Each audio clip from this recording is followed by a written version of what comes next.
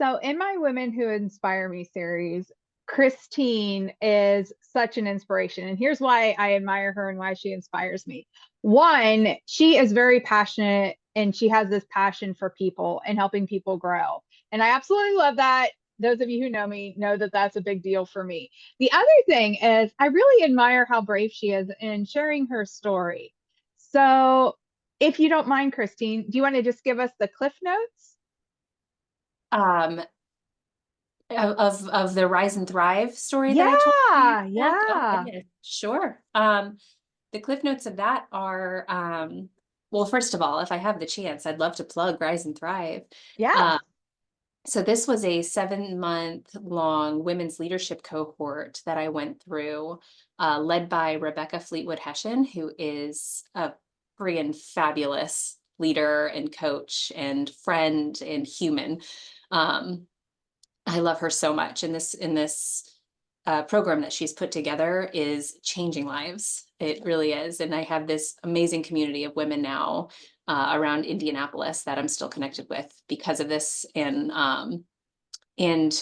kind of the apex event of this 7-month leadership program was um, each of us had to tell a personal story on stage in front of what seems like a million strangers.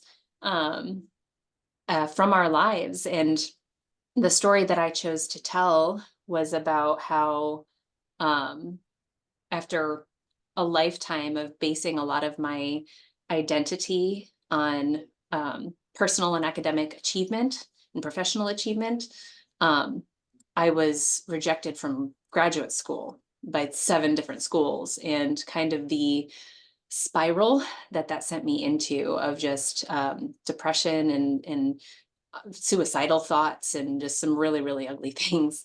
And and how to kind of normalize that and be open and seek support and the great things that can happen on the other side of that. And this sort of self-discovery that came to me through it, and really how I'm probably better off for it today. Awesome. Thanks for sharing that. I Yeah. know it wasn't on the list of questions, so I appreciate the Oh, that's spontaneity. okay. It's my story. I know it well. Can you share a pivotal moment in your journey that defined your path to leadership? Yes. And when I chose this question, Sarah, I was thinking, this is a message that I think women really need to hear. Because well, I'll get to that afterward. But so the moment that I chose that I think was really pivotal in my journey is when I used to work at H Gregg here in Indianapolis before they went out of business. And coming out of that, I applied for and accepted a job that I was completely unqualified for. And I was a recruiter. That's what I did at H Gregg, is I did talent acquisition, nothing else. And I applied for a job where I was going to be a one-man show of an HR department for a company that had been in business for 16 years and had never had HR. So they didn't know what HR was supposed to look like. I had never done HR. And I was like, I can learn it. I can learn it on the fly. I believe I could do this. And even though I had, if there were 20 bullet points of qualifications, I probably had 6 of them. I went for it anyway and got the job. And I used that moment because I read a statistic a while back that um, men will apply for a job if they have 50% of the qualifications. Women will not apply unless they have 90 or more. So if I had fallen into that statistic, I never would have gotten that first job in human resources and would never have climbed that leadership ladder to be, the human resources leader that I am in my company today. Mm, And so I encourage women to um, be brave. Just if you have enough confidence in yourself that you can learn it, that you can research it, that you can rely on others who know it well, then just go for it. Get the job. It's what a man would do. mm. I love that. So, are you ready for the lightning round? Sure, let's do it. Okay. What's one word that defines your approach to life? intentional. What's your go-to self-care activity? I reread the same fictional books over and over. I've probably read Harry Potter 20 times, all of the books, and I've probably read The Hunger Games at least 6. Oh, wow. What book or movie has profoundly impacted you? I'll have to go back to Harry Potter. You know, at the story that I told you at the beginning of this interview about Rise and Thrive, when I was in that really, really dark place, that's when I read Harry Potter for the first time. And just kind of the fantastical nature of it, and you know the struggle that the main character goes through, just gave me an escape. Mm. What's your favorite way to unwind after a busy day? So my husband and I are actually huge nerds, and one of the things that we love to do together at the end of the day is we watch anime. Very cool. Um, can you share a habit that's been key to your personal growth? I am an avid reader, and not just Harry Potter and Hunger Games, but I mean, it's end of February, and I've probably already read like 6 self-help books this year, self-improvement, leadership, you know, related to my professional growth. And I Mhm. started doing that at a very young age. You know, I think I was 20 when I read Jim Collins' Good to Great, and I just never stopped.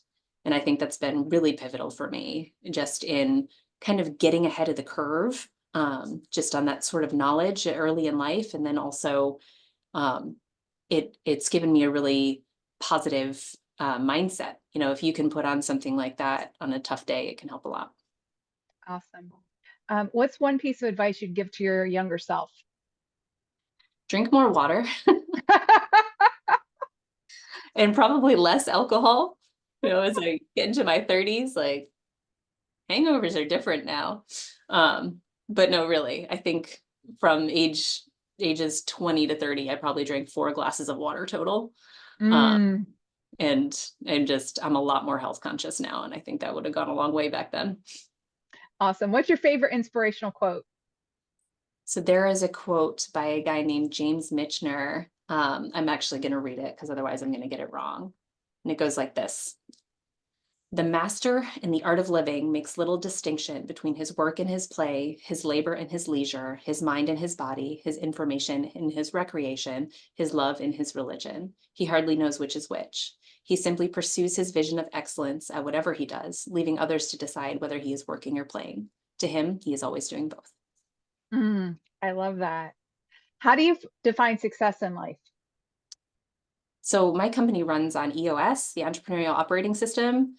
And they have they wrote a book called the EOS Life. And I think that how they describe the EOS Life, that's really what I think about as success. And they say it is doing what you love with people you love, making a huge impact, being compensated appropriately with time for other passions.